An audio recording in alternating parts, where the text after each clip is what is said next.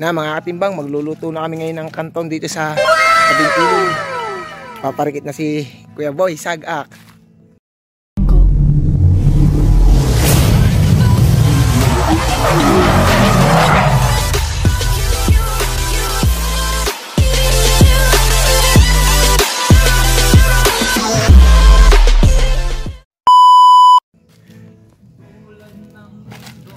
Ay, iba nating kasama, mga katimbang. Pagluluto muna tayo ngayon. Mga kahoy.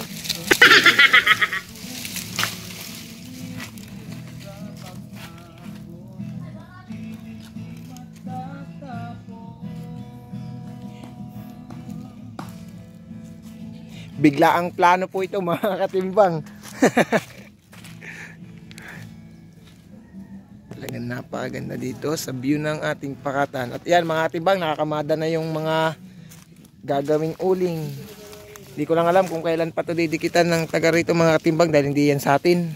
Nakita ko lang yan nung dating ko rito, nakakamada na yung gagawing uling. Ulingin nila. Napakadami, siguro na buhol na puno ito mga katimbang. At halos mga puno dito nagkanda putol-putol dahil sa bagyo.